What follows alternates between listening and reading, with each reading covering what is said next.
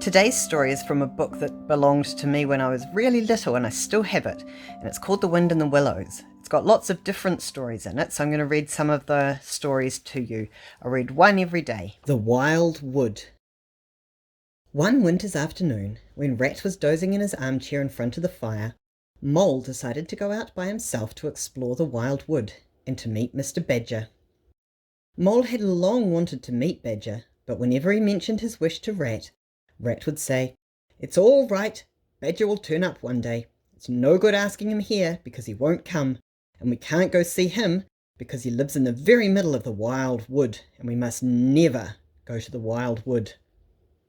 It was a cold, still afternoon with a hard, steely sky overhead when Mole slipped out of the warm parlour and set off towards the wild wood. There was nothing to alarm him at first. Twigs crackled under his feet and logs tripped him up, but that was all fun and exciting. The path led him on until the light was less and trees crouched nearer and nearer. Everything was very still now. Then the faces began. It was over his shoulder that he first thought he saw a face, a little evil wedge-faced shape, looking at him from a hole.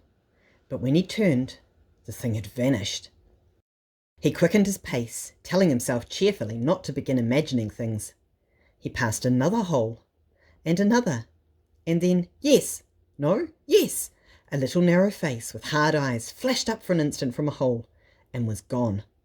Then suddenly from every hole, far and near, were hundreds of faces, coming and going rapidly, all staring at him with malice and hatred. If he could only get away from the holes in the banks, he thought, there would be no more faces. He swung off the path and plunged into the untrodden places of the wood. Then the whistling began. Very faint and shrill it was at first, and far behind him. It made him hurry forward. Then it sounded far ahead of him, and then on either side, until it passed through the whole length of the wood. Mole was alone, and unarmed, and far from any help, and night was closing in. He was terrified. Then the pattering began. He thought it was only falling leaves at first. Then, as it grew louder, he knew it was the pat-pat-pat of little feet, still a very long way off. Was it in front or behind? It seemed to be the first one, then the other, and seemed to be closing in on him. As he listened, a rabbit came running through the trees. "Get out of here, you fool! Get out!" the mole heard him mutter as he disappeared down a burrow. The whole wood seemed running now, running hard, hunting, chasing, closing in around something or somebody. In panic, Mole began to run too, aimlessly. He ran up against things, he fell over things and into things, he darted under things and dodged around things. At last he hid in the deep hollow of an old beech tree, and as he lay there panting and trembling and listening to the whistlings and patterings outside, he knew why Rat had told him never to go and see Badger, to protect him from the terror of the wild wood. Meantime, Rat, warm and comfortable, dozed on. When he woke, he looked around for Mole. "Moley! Moley!" But Mole was not there. Mole's cap was missing from its peg, and his galoshes were gone too. Rat left the house hoping to find Mole's tracks, and there they were, leading directly to the wild wood. Rat stood in deep thought for a moment or two. Then he re-entered the house, strapped a belt around his waist, shoved a brace of pistols into it, took up a stout cudgel, and set off. It was nearly dark when he reached the first trees and plunged into the wood, looking anxiously on either side for any sign of his friend. Here and there wicked little faces popped out of holes, but vanished at the sight of Rat's pistols and the great ugly cudgel in his hand. All was very still.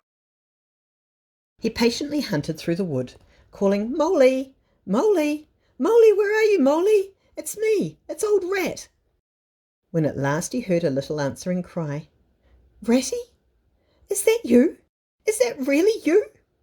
Rat crept into the hollow tree, and there he found Mole, exhausted and still trembling. Oh, Rat, I've been so frightened you can't imagine." "I quite understand, but you shouldn't really have gone and done it, Mole. I did warn you, didn't I? But never mind, we must pull ourselves together and make a start for home. It will never do to spend the night here." "Dear Ratty, I'm so dreadfully sorry, but I'm simply dead beat. You must let me rest here a while longer and get my strength back, if I'm to go home at all. Oh, all right, said the good-natured rat. Rest away. It's nearly dark now anyway. He went to the entrance of their retreat and put his head out. Then Mole heard him mumbling to himself. What's up, Ratty?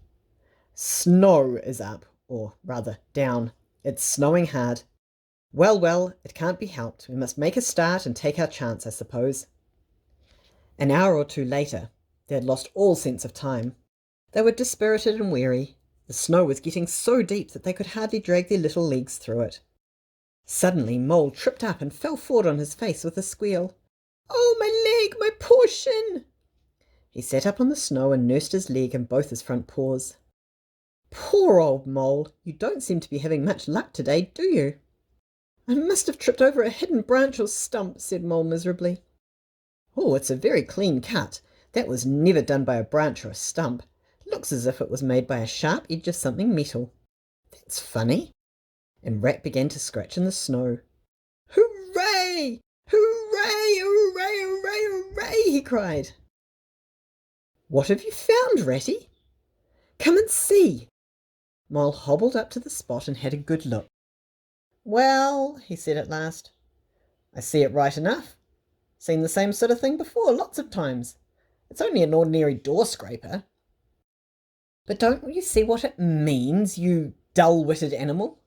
Of course I see what it means. It simply means that some very careless and forgetful person has left his door scraper lying about in the middle of the wild wood, just where it's sure to trip everybody up. Very thoughtless of him, I call it. When I get home I shall go and complain about it to— Oh dear, cried Rat, shaking his head. Here, come and scrape. Hard at it went the two animals, until at last the results of their labours stood in full view of the astonished Mole. In the side of what had seemed to be a snowbank stood a solid-looking little door, painted dark green. An iron bell-pull hung by its side, and below it, on a small brass plate, neatly engraved in square capital letters, they read with the aid of moonlight, Mr. Badger. Mole fell backwards in surprise. Rat, you're a wonder, a real wonder, that's what you are. Get up at once, said Rat impatiently. Now hang on to that bell-pull and ring hard while I hammer. At last the door opened a few inches, just enough to show a long snout and a pair of sleepy blinking eyes. Who is it this time, disturbing people on such a night? Speak up! Badger, cried Rat. Let us in, please. It's me, Rat, and my friend Mole. We've lost our way in the snow. Ratty, my dear little man, exclaimed Badger. Come along in, both of you at once. Why, you must be perished. Well, I never. Lost in the snow, and in the wild wood too, and at this time of night. Come in, do come in. The kindly Badger thrust them down onto a sofa to toast themselves in front of the fire, told them to remove their wet coats and boots, and gave them a wonderful supper. Then, tired but happy, the two sleepy travellers went off safely to bed.